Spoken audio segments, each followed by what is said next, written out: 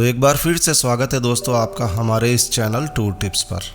देखिए दोस्तों, जैसे जैसे हमारी आबादी बढ़ती जा रही है, यानी कि मनुष्य की, इंसान की आबादी बढ़ती जा रही है, वैसे वैसे धरती पर से जंगल धीरे धीरे समाप्त होते जा रहे हैं। तो ये बात तो आप सभी लोगों को मालूम ही है। और जंगलों में जो प्रजातियां रहा करती थी वो धीरे धीरे धरती पर से अब समाप्त होती जा रही है। इन्हीं प्रजातियों को बचाने के लिए, इनका संरक्षण करने के लिए पूरी दुनिया में एक मुहिम चलाई जा रही है और सरकार नेशनल पार्क बनाकर इन प्रजातियों को, जो कि विलुप्त होती जा रही है, उन्हें बचाने का एक प्रयास कर रही है। भारत में भी विलुप्त हो रही प्रजातियों को बचाने के लिए सरकारों के द्वारा कई राज्यों में नेशनल पार्क बनाए गए हैं। भारत में कुल मिलाकर 104 नेशनल पार्क है, राष्ट्रीय उद्यान है, 551 वन्य जीव अभयारण्य है और 131 समुद्री संरक्षित क्षेत्र हैं। भारत का सबसे पुराना नेशनल पार्क आपको बताएं कि जिम कॉर्बेट नेशनल पार्क है, जो कि 1936 में उत्तराखंड में बनाया गया था। आज इस वीडियो में हम आपको राजस्थान के नेशनल पार्क के बारे में जानकारी शेयर करने जा रहे हैं। यदि आप राजस्थान में नेशनल पार्क को देखने जाना चाहते हैं तो राजस्थान में कुल 5 नेशनल पार्क हैं और इन नेशनल पार्क को आप घूमने जा सकते हैं। तो ये हमारा एक छोटा सा प्रयास है। हमने सबसे पहले राजस्थान के नेशनल पार्क को पकड़ा है, क्योंकि मैं राजस्थान से हूँ। तो राजस्थान में कुल 5 नेशनल पार्क हैं और यदि आपको यह वीडियो अच्छा लगता है, उपयोगी लगता है, तो दिल खोलकर अपना एक छोटा सा कमेंट ज़रूर से छोड़िए कि क्या हमें इस तरह के वीडियोस और बनाने चाहिए, जो कि अदर राज्य में, दूसरे राज्यों में जहाँ जहाँ पर नेशनल पार्क है, क्या हमें उन नेशनल पार्क का भी वीडियो जानकारी शेयर करनी चाहिए। तो अपने कमेंट जरूर से छोड़िए। आइए शुरू करते हैं, राजस्थान के नेशनल पार्क के बारे में जानकारी शेयर करते हैं। देखिए दोस्तों, राजस्थान के नेशनल पार्क की बात करें तो सबसे पहले हमने लिया है केलवादेव नेशनल पार्क। वैसे ये एक बर्ड सेंचुरी है। केलवादेव घना राष्ट्रीय उद्यान के नाम से इसे जाना जाता है, जिसे पहले भरतपुर बर्ड सेंचुरी के नाम से जाना जाता था। अभी वर्तमान में इसका नाम केलवादेव घना राष्ट्रीय उद्यान नेशनल पार्क कर दिया गया है। ये न केवल भारत का बल्कि पूरे विश्व के सबसे बड़े पक्षी अभयारण्यों में से एक है। तो यहाँ आप प्रवासी पक्षियों को देख सकते हैं, ऐसे पक्षी जो कि दूसरे देशों से आते हैं, जिन्हें देखने का मज़ा आप यहाँ पर ले सकते हैं। ये उद्यान, ये नेशनल पार्क भरतपुर राजस्थान में स्थित है, जो कि उत्तर प्रदेश और राजस्थान की एक बॉर्डर भी है, क्योंकि भरतपुर के जस्ट बाद में मथुरा शुरू हो जाता है। और यहाँ आप इस पार्क में तरह तरह के पक्षियों को, जो कि लगभग 230 से भी ज़्यादा प्रजातियाँ हैं, उन्हें आप देख सकते हैं। 1971 में इस स्थान को एक संरक्षित अभयारण्य का रूप दिया गया था और वर्तमान में केलवादेव घना राष्ट्रीय उद्यान के रूप में इसे जाना जाता है। इस उद्यान को, इस नेशनल पार्क को विश्व धरोहर स्थलों में शामिल किया गया है, जो कि अपने आप में एक बहुत बड़ी बात है। इस पार्क में आप अपने मित्रों के साथ में, परिवार के साथ में, अपने जीवन साथी के साथ में यहाँ पूरा दिन शांति के साथ में प्रकृति का मज़ा लेते हुए बिता सकते हैं। यहाँ पक्षियों की मधुर आवाज़ आपको बहुत ही प्यारी लगने वाली है। इस मधुर आवाज़ को सुनकर और यहाँ की हरियाली और यहाँ के पक्षियों को देखकर आपका मन बहुत ही आनंदित होने वाला है। शांति के साथ में आप यहाँ भरपूर आनंद के साथ एक दिन बिता सकते हैं। कुछ देर ही सही, मगर भागती दौड़ती दुनिया से दूर शांति वातावरण में आप यहाँ समय बिता सकते हैं। केलवादेव राष्ट्रीय उद्यान, इस पार्क का, इस यात्रा का यदि आप पूरा मज़ा लेना चाहते हैं, हम आपको रिकमेंड करते हैं कि आप इस पार्क की सैर जब करने जाएं तो पैदल ही करने की कोशिश कीजिए। यदि आप चल सकते हैं तो पैदल ही पार्क में घूमिए। वैसे ये पार्क 11 किलोमीटर तक फैला हुआ है, पक्की सड़क बनी हुई है जहां आप पैदल चल सकते हैं। लेकिन यदि आप पैदल इस पार्क की यात्रा करते हैं, घूमने निकलते हैं, तो 5 किलोमीटर, जो पहले 5 किलोमीटर है, वहाँ तक ही आप जाइए, जहाँ आपको अधिकांश पक्षी देखने को मिल जाता है। यदि आप पैदल नहीं चल सकते हैं तो फिर आप यहाँ साइकिल भी किराए पर ले सकते हैं। यहाँ साइकिल्स मिल जाएगी, आपको जैसी साइकिल चाहिए। यहाँ आपको 100 से 200 रुपये रेंट पर पूरे दिन के लिए साइकिल मिल जाती है। अभी यदि आप साइकिल भी नहीं चला सकते हैं तो फिर आपको साइकिल रिक्शा करना होगा। साइकिल रिक्शा से भी आप इस पार्क की यात्रा कर सकते हैं। और इस पार्क में साइकिल रिक्शा से घूमने के लिए आपको लगभग 200 रुपये प्रति घंटे शुल्क देना होता है। तो 4 घंटे घूमने के लिए लगभग 800 रुपये, 5 घंटे घूमने के लिए लगभग 1000 रुपये 2 व्यक्ति रिक्शे में बैठ सकते हैं। घोड़ा गाड़ी या फिर तांगे से भी आप यहाँ की सैर कर सकते हैं भाई। केलवादेव राष्ट्रीय उद्यान की यात्रा के लिए यदि सबसे अच्छे समय की बात करें, बेस्ट समय की बात करें, तो देखिए सर्दियों का मौसम सबसे अच्छा माना जाता है, क्योंकि गर्मियों में आप चल नहीं पाएंगे।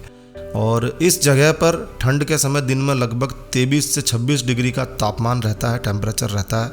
और इस समय पक्षी भी बहुत सारे देखने को मिलते हैं। केलवादेव राष्ट्रीय उद्यान में आपको एंट्री फीस देनी होती है, जो लगभग भारतीय पर्यटकों के लिए लगभग 125-30 रुपये होती है।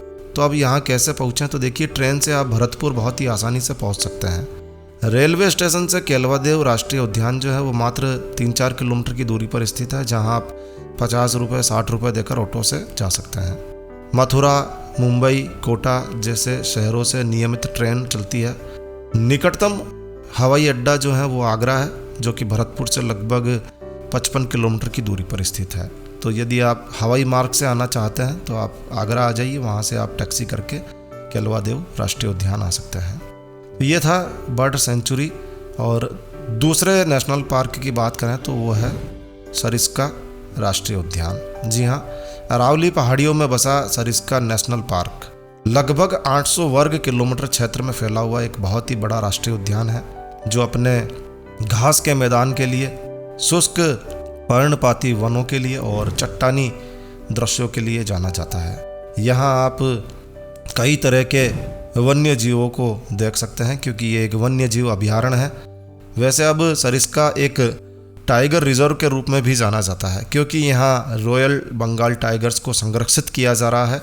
ये टाइगर रणथंभौर से लाए गए हैं। रणथंभौर से बाघों को यहाँ सफलतापूर्वक स्थानांतरित किया गया है, जो कि ये एक पहला पार्क है जहाँ रणथंभौर से संरक्षित करने के लिए बाघों को लाया गया है। तो सरिस्का नेशनल पार्क प्रकृति प्रेमियों और वन्य जीवों को प्रेम करने वाले लोगों के लिए बहुत ही प्यारा स्थान है, बहुत ही लोकप्रिय स्थान है। सरिस्का राष्ट्रीय उद्यान में आपको सांभर, चीतल, चौसिंगा, नीलगाय, जंगली सूअर और लंगूर, सिंगा, हिरण और लंगर्स यहाँ आप देख सकते हैं। और यहाँ जंगली कुत्ते, तेंदुए, जंगली बिल्ली, सियार, हाइना और बाघ जैसे जानवर भी आपको देखने को मिल जाएंगे। तो अलवर सरिस्का अभयारण्य जो है वो गर्मी के मौसम में सुबह 6 बजे से 10 बजे तक खुलता है, दोपहर में 2:30 बजे से शाम को 6:30 बजे तक खुला रहता है।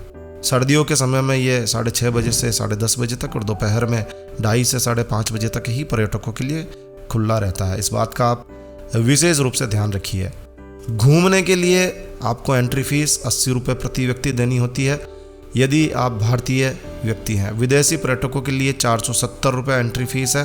और जीप सफारी का लुत्फ आप उठाना चाहते हैं तो लगभग 3000 रुपये आपको यहाँ देने होते हैं। अधिकतम 6 व्यक्ति जीप सफारी का मजा ले सकते हैं। सरिस्का राष्ट्रीय उद्यान घूमने के लिए सबसे अच्छे समय की बात करें तो सरिस्का राष्ट्रीय उद्यान जाने के लिए अक्टूबर से मार्च का समय सबसे बेहतरीन माना जाता है। सर्दियों का मौसम वैसे भी नेशनल पार्क घूमने के लिए अच्छा होता है भाई, क्योंकि इस मौसम में वन्य जीव आपको धूप सेकते हुए नज़र आ जाते हैं और दिन का समय आपको परेशान भी नहीं करता है।